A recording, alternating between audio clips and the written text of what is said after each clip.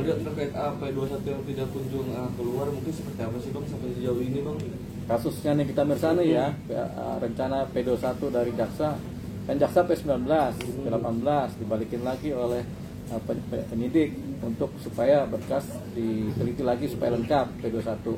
Jadi ini seringkali terjadi dalam penanganan perkara pidana, berkas bolak-balik P18, P19 sampai akhirnya kemudian setelah berkas dinyatakan lengkap oleh jaksa baru di P21 kan begitu. Jadi kemungkinan ini berkas masih dalam proses bolak-baliknya sama proses pengembangan sama permintaan kesempurnaan berkas supaya berkas lengkap oleh jaksa. Jadi ini yang disebut sebagai upaya-upaya jaksa supaya ketika berkas kemudian dinyatakan lengkap tidak ada lagi kurangnya, baik bukti-bukti, saksi-saksi maupun kemudian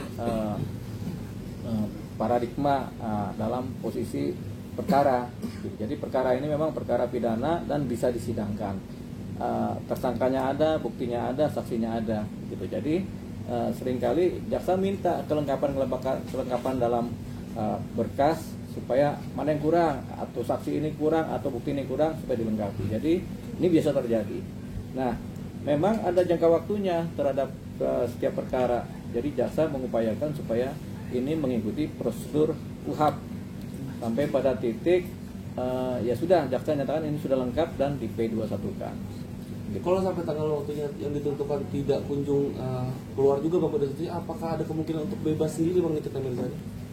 Kalau sampai akhir masa penahanan yang diperbolehkan oleh undang-undang ternyata berkas belum lengkap juga, ya tentunya si Nikita Mirzani harus dibebaskan demi hukum.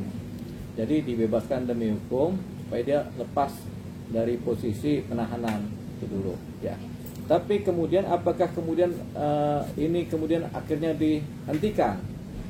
Belum tentu. Tetap ada dua kemungkinan. Apakah kemudian penyidik meneruskan perkara ini tapi masa penahanannya habis tapi perkara diteruskan, satu itu. Atau kemudian penyidik menghentikan perkara karena memang tak kunjung bisa diselesaikan pembuktiannya atau kelengkapan berkasnya sehingga ini harus di SP3.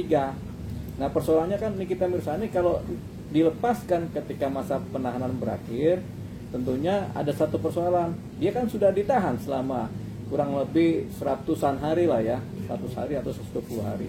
Bagaimana masa penahanan ini? Kalau ternyata Nikita Mirzani kemudian demi hukum dibebaskan, artinya dia kemudian dianggap sebenarnya tidak melakukan tindak pidana. Paling pahit kan begitu. Jadi Nikita Mirzani bisa mengajukan yang namanya permintaan ganti rugi, bisa menggugat penyidik kepolisian, kemudian minta pemulihan nama baik, rehabilitasi, kemudian tadi meminta ganti rugi terhadap hak dia di mana dia sebagai warga negara kemudian ditahan oleh penyidik. Jadi dia bisa minta ganti rugi dengan cara apa? Menggugat secara perdata melalui gugatan perbuatan melawan hukum yang patut diduga dilakukan oleh penyidik. Termasuk peradilan. Ya, Peradilan. ya peradilan salah satu cara untuk menggugat kan. Tapi gugatan peradilan itu gugatan cepat ya, cuma 1 minggu harus clear. Tapi kalau yang seperti ini ketika ternyata berkasnya Nikita Mirzani tidak lengkap dan kemudian SP3 misalnya, kalau peradilan itu yang SP3 bisa jadi si pelapor menggugat peradilan. Nah kalau seorang Nikita Mirzani, dia jalur yang paling bagus adalah melalui gugatan perbuatan melawan hukum terhadap cedera-cedera yang dialami, yaitu karena dia ditahan, kemudian dia dikurung, masa kebebasan dia dikungkung ya oleh masa penahanan. Jadi dia bisa minta ganti rugi. Jadi Nikita Mirzani bisa menggugat secara perdata melalui gugatan perbuatan melawan hukum, sementara kalau kemudian pelapornya nggak puas, dia bisa menggugat pra peradilan. Pelapor ini si siapa? Ya, Reza kan. Reza bisa menggugat pra peradilan. Kenapa? Karena ini kok perkara ini kenapa dilepas begitu kan? Sementara Nikita Mirzani karena dia lepas dan perkara tidak bisa masuk unsur, dia bisa menggugat ganti rugi, permintaan ganti rugi, rehabilitasi, perbaikan nama baik lewat gugatan perbuatan melawan hukum. Yang digugat siapa? Ya udah penyidik yang digugat. Nah, kemudian penyidik kemudian bisa diwakili oleh siapa? Ya tentu kuasa hukumnya penyidik. Bisa dari Binkum penyidik, bisa juga dari pengacara negara jaksa sebagai pembelanya gitu. Tapi ini gugatan perdata. Jaksa punya waktu berapa lama bang untuk sampai akhirnya harus dibebaskan? Sebenarnya ini kan kewenangan penahanan ini kan sudah di tangan jaksa ya. Tapi karena ini kan kasus TPPU di mana ancaman hukuman 9 tahun, sebenarnya total itu sebenarnya ada waktu 120 hari untuk menahan seorang Nikita Mirzani. Ini kan baru 20 hari plus 40 hari plus 30 hari. Berarti kan baru sekitar 90 hari kan.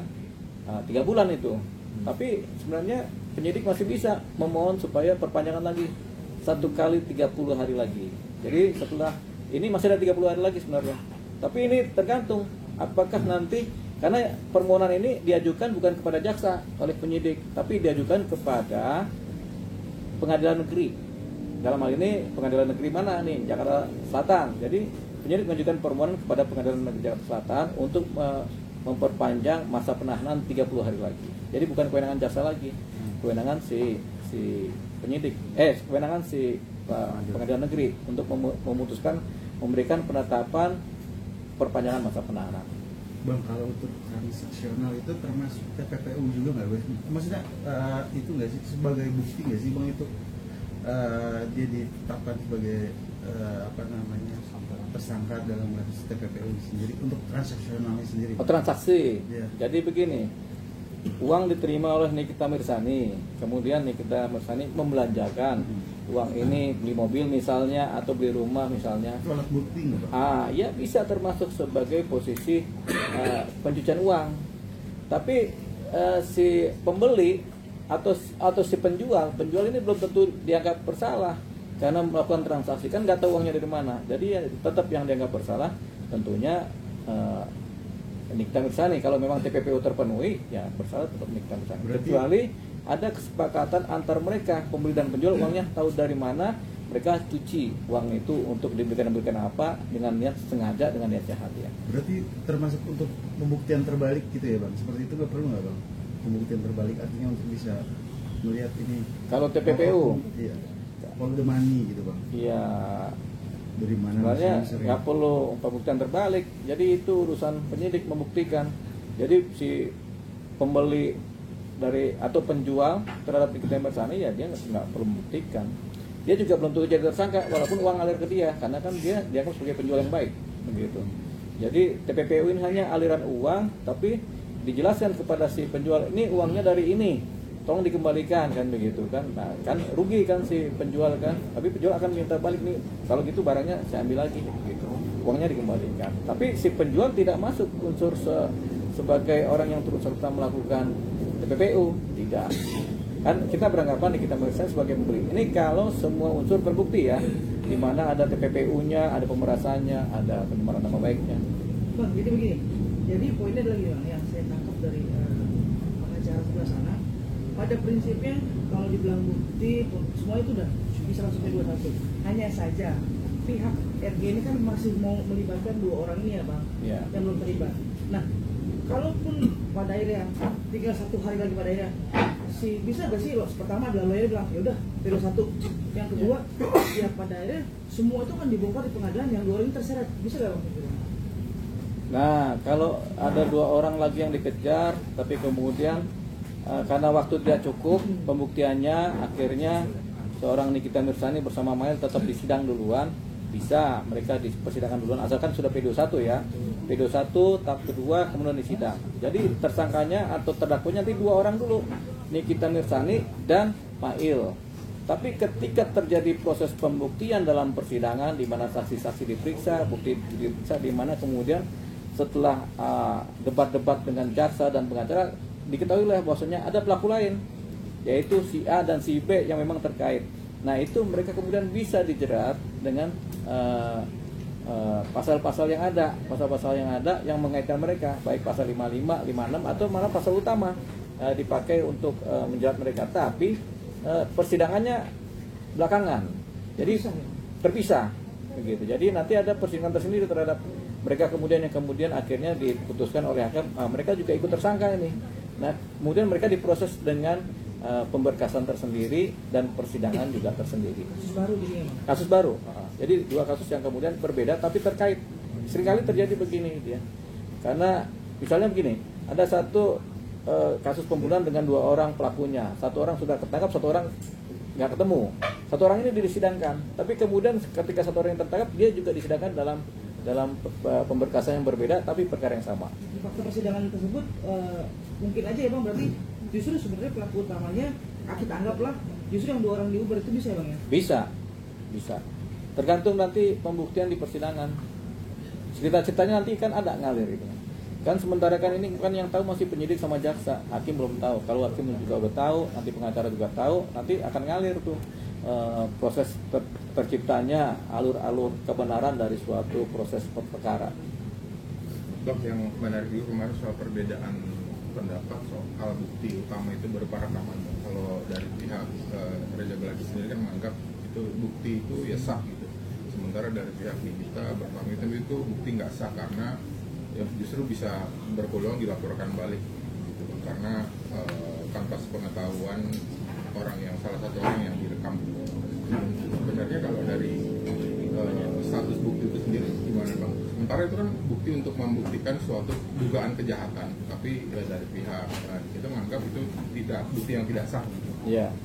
Jadi semua bukti yang menunjukkan atau semua alat bukti yang kemudian bisa menunjukkan adanya suatu dugaan kejahatan itu akan dianggap sebagai alat bukti. Jadi kita tidak mengenal bukti yang sah maupun yang tidak sah. Jadi bukti apapun juga kalau dia bisa dijadikan petunjuk atau sebagai bukti adanya suatu kejahatan atau suatu tindak pidana, ya dijadikan sebagai barang bukti. Nah kalau zaman sekarang ini kan rata-rata ada rekaman-rekaman, ada handphone, ada alat-alat apalagi yang kemudian bisa dipakai di medsos kan, atau bahkan medsos sendiri bisa dipakai sebagai barang bukti. Jadi barang bukti itu nggak terpaku hanya sekedar barang bukti fisik, kadang-kadang software juga bisa dijadikan barang bukti. Jadi barang bukti itu bisa apa aja yang kemudian bisa menunjukkan adanya suatu dugaan kejahatan yang dilakukan atau suatu bukti-bukti yang bisa dipakai untuk membuktikan suatu kejahatan. Jadi misalnya ada handphone ini dipakai untuk memukul kepala orang meninggal.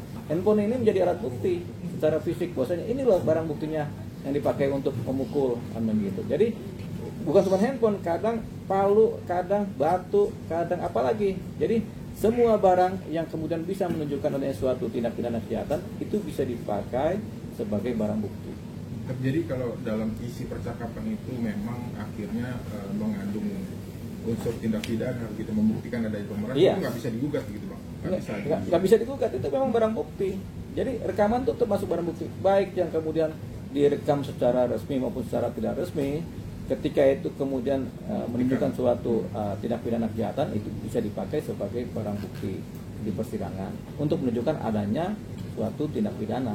Berarti dalam UU ITE itu sebenarnya ada pengecualian gitu bang, ya maksudnya ya nggak izin nggak apa-apa, tapi ketika itu membuktikan suatu tindak pidana ya nggak apa-apa gitu, nggak harus izin dari yang orang direkam gitu ya bang. Betul, jadi nggak perlu ada izin. Siap.